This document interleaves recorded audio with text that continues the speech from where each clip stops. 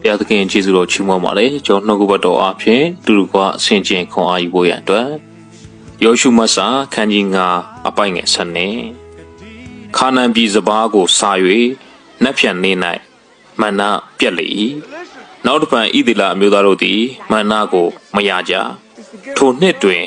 ခါနန်ပြည်၌ဖြစ်သောအသီးနှံကိုစားရကြ၏ကျွန်တော်ဒီနှုတ်ကပတ်တော်ကတော့ဣသီလလူမျိုးတွေခါနန်ပြည်တွေကိုဝင်ရောက်တဲ့အခါမှာ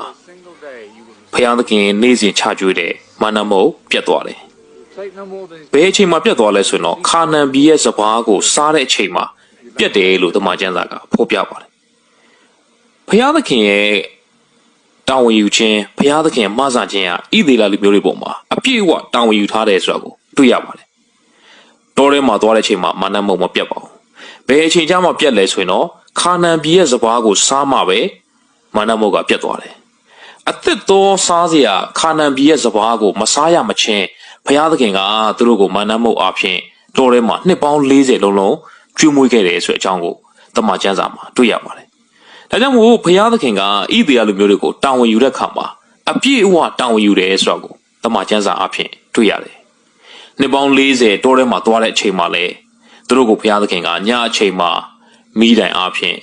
နေ့အချိန်မှာမိုးတိမ်တိုင်အဖြစ်လမ်းပြတယ်သူတို့ကိုလမ်းမလွှဲရလေအောင်လမ်းပြတဲ့သူကဖျားပဲဖြစ်တယ်ရေမရှိတဲ့အခါမှာကြောက်ထဲက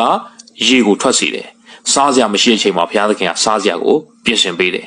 နေ့တိုင်းမှာမာနမုတ်အဖြစ်ဘုရားသခင်ကကျွေးမွေးပါတယ်ဣသရေလလူမျိုးတွေဘုရားသခင်ကိုပြစ်မှားတယ်ညီးတွားတယ်အပြစ်တင်တယ်ဘလို့ပဲဖြစ်မှာပါစေဘုရားသခင်ကတော်ပြီဒီနေ့အစားမင်းတို့ကမကျွေးတော့ဘူးဆိုပြီးတော့မာနမုတ်ကိုမဖြတ်လိုက်ပါဘူးတောက်လျှောက်နှစ်ပေါင်း40လုံးလုံးဘုရားသခင်ကကျွေးမွေးခဲ့ပါတယ်တရားဟောကျမ်းခန်းကြီး29အပိုင်ငယ်9မှာဘလို့ဖော်ပြလဲဆိုရင်အနှစ်40ပတ်လုံးသင်တို့ကိုတော၌ငါပို့ဆောင်တော်မူပြီသင်တို့အဝတ်တွေမဟောင်းမနွမ်းသင်တို့စီးသောခြေနှင်းလည်းမပြတ်အနှစ်40ပတ်လုံးဘုရားသခင်ကတောမှာပို့ဆောင်တယ်သူတို့ဝတ်တဲ့အဝတ်ကမဟောင်းနွမ်းရဘူးဒါအင်မတန်ထူးဆန်းတဲ့အံ့ဩစရာကိစ္စဖြစ်ပါတယ်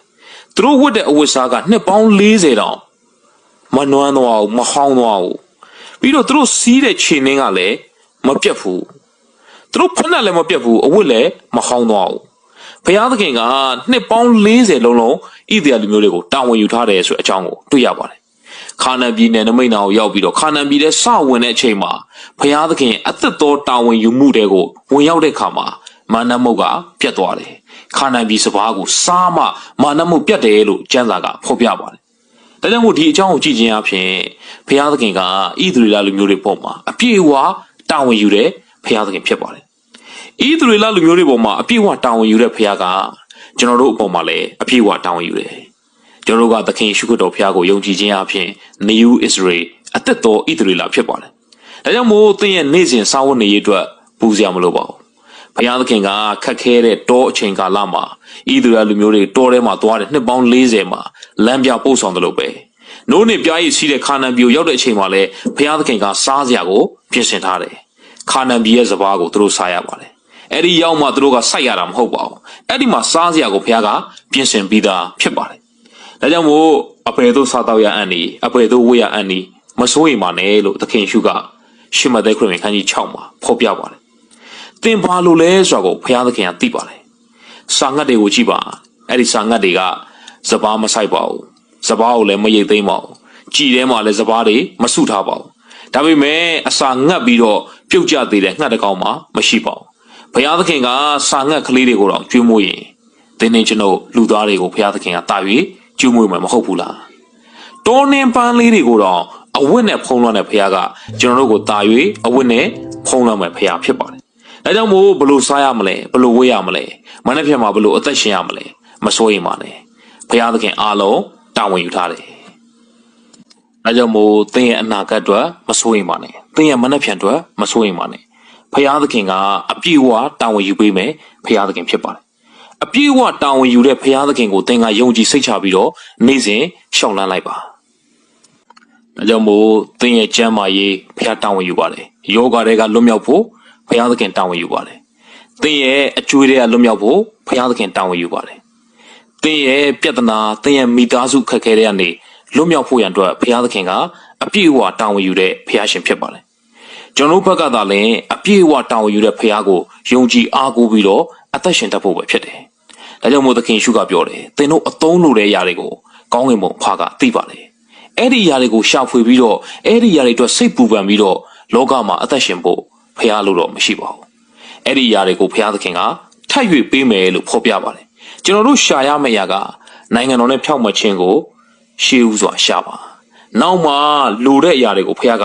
ထပ်ပေးမယ်ကျွန်တော်တို့ရှာခိုင်းတာကဘုရားသခင်ရဲ့နိုင်ငံတော်နဲ့ဖြောင့်မတ်ခြင်းတရားတော်ဖြစ်ပါတယ်ကျွန်တော်လိုအပ်တဲ့အရာတွေကိုရှာဖို့သခင်ရှုကမပြောပါဘူးကျွန်တော်လိုအပ်တဲ့အရာတွေကိုဘုရားသခင်ကထပ်ပေးမယ်လို့သခင်ရှုကပြောပါတယ်ဒါကြောင့်မို့ကျွန်တော်ဘုရားအသက်တာထဲမှာလိုအပ်တဲ့အရာတွေကိုရှာဖွေရင်းနဲ့ဘုရားသခင်ရှာခိုင်းတဲ့အရာကိုမရှာမိပဲဖြစ်နေတတ်ပါတယ်လောကမှာအသက်ရှင်တဲ့အခါမှာဘုရားသခင်ရဲ့နိုင်ငံတော်နဲ့ဖြောင့်မတ်ခြင်းတရားဆိုတဲ့သခင်ရှုခရစ်တော်ဘုရားကျွန်တော်ကိုအလိုရှိတဲ့အသက်တာနဲ့ဘုရားသခင်အလိုတော်ကိုရှာဖွေပြီးတော့လောကထဲမှာအသက်ရှင်မှုဖြစ်ပါတယ်ဘုရားသခင်ကသင်ကိုဘာလုပ်စေခြင်းလဲဘုရားသခင်သင်ကိုဘလို့အသက်ရှင်စေခြင်းလဲနေ့စဉ်သင်ကကျမ်းစာကိုဖတ်ပြီးတော့ဘုရားပြောတဲ့အတိုင်းနှုတ်ကပတ်တော်မှာဘုရားသခင်ဖော်ပြတဲ့အတိုင်းဘုရားသခင်ကနှိမ်ချပါဆိုရင်နှိမ်ချလိုက်ပါဘုရားသခင်ကသူ့အချိန်ကိုစောင့်ပါဆိုရင်သူ့အချိန်ကိုစောင့်လိုက်ပါဘုရားသခင်ကသင်ကိုသူတစ်ပါးကိုချစ်ပါလို့ပြောရင်သင်ချစ်ခြင်းမေတ္တာနဲ့အသက်ရှင်လိုက်ပါဘုရားသခင်ကပေးကမ်းပါလို့ပြောရင်သင်ပေးကမ်းလိုက်ပါကျမ်းစာကဘုရားစကားပြောရင်ပြောတဲ့အတိုင်းသင်လိုက်လျှောက်အသက်ရှင်ခြင်းအပြင်သင်လိုတဲ့အရာကိုဘုရားကပြင်ဆင်ပေးမှာဖြစ်ပါတယ်ဒါကြောင့်မို့ကျွန်တော်ဘဝအသက်တာတစ်ခုလုံးကိုတာဝန်ယူတဲ့ဖခင်ရဲ့စကားကိုနားထောင်ပြီးတော့နေ့စဉ်အသက်ရှင်လိုက်ပါဤသူတွေလာလူမျိုးတွေကိုနှစ်ပေါင်း40လုံးလုံးအင်ကြီးမဟောင်းနှွမ်းရဘူးဖနှက်မပြက်ရဘူးမာနမုတ်အပြင်ဖခင်သခင်ကကျွေးမွေးခဲ့တယ်ခါနန်ပြည်ရဲ့စပါးကိုစားတော့မှအဲ့ဒီမာနမုတ်ကပြတ်သွားခဲ့တယ်ဒီအရာကိုကြည့်ခြင်းအဖြစ်ဖခင်သခင်ကအပြည့်အဝတာဝန်ယူထားတယ်ခါနန်ပြည်စပါးကိုမစားရမချင်းမာနကိုဖခင်ကမယုတ်သိမ်းဘူးမာနမုတ်ကိုဘယ်အချိန်မှယုတ်သိမ်းလဲဆိုရင်တော့ခါနန်ပြည်ရဲ့စပါးကိုစားတော့မှယုတ်သိမ်းလိုက်တယ်ဆိုတဲ့အကြောင်းကိုတွေ့ရပါတယ်ကျွန်တော်ဘုရားအသက်တာကိုလည်းဘုရားသခင်ကအပြည့်အဝတာဝန်ယူတဲ့ဘုရားဖြစ်ပါတယ်ခက်ခဲတဲ့ကာလမှာလည်းဘုရားသခင်ကကြွေးမွေးတယ်ခါနန်ပြည်ကဲ့သို့နေရာကိုရောက်တဲ့အခါမှာလည်းဘုရားသခင်ကဆက်ပြီးတော့ကောင်းကြီးမင်္ဂလာတွေပြင်ဆင်ထားပါတယ်ဒါကြောင့်မို့ကျွန်တော်ဘုရားအသက်တာတစ်ခုလုံးကိုကျွန်တော်ရဲ့အနာဂတ်တစ်ခုလုံးကိုအပြည့်အဝတာဝန်ယူတဲ့ဘုရားကိုယုံကြည်ပြီးတော့အဲ့ဒီဘုရားရဲ့အလိုတော်တိုင်းနေ့စဉ်ရှောင်လန်းမယ်ဆိုရင်သင်လိုအပ်တဲ့ຢာတွေအားလုံးကိုဘုရားကပြင်ဆင်ပေးမယ်ဆိုတဲ့အကြောင်းကိုဝေငှပါတယ်အားလုံးပေါ်မှာဘုရားရှင်ကောင်းကြီးပေးပါစေ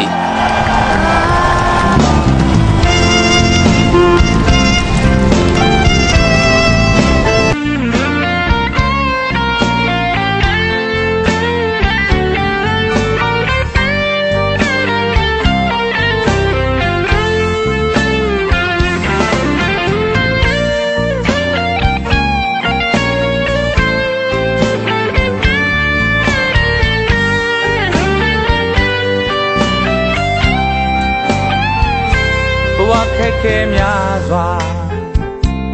ရင်ဆိုင်နိုင်ဖို့ခွန်အားများပေးသူဘုရားရှင်ဖျားမောင်လွန်းတဲ့လောကမောင်မိုက်တဲ့လမ်းများရှောက်ရလေ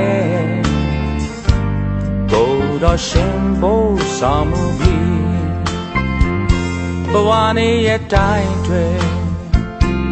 ဘုရားရှင်အားအစဉ်ချီးမွမ်းလိုက်ပါဘုလုံးကိုးစားမတိနိုင်ခြင်းများအနာဂတ်တွေခင်ရဲ့လက်ထဲမှာယုံကြည်စွာပဲပုံအပ်ထားဒီမင်းအရေးလွှမ်းမိုးသောကြိုင်ရရှာရတော့လေဘေးဒုက္ခကိုကိုတော့ပဲကပေးအပူပင်ငယ်ကုန်ရှိဘလုံးလူတိုင်းတွေလုံးကြုံစိတ်ထားငြိမ်သက်ခြင်းကိုပေးဒီကကြည်လိုက်ပါဘုရားထံမှာစုကျေးဇူးများစွာသင်ပိုင်ဆိုင်ထားမထိုက်တန်ညာလေအလေးသားဖြစ်ရဖို့တွေ့အမောင်နဲ့မှဆောင်ယူခဲ့တာ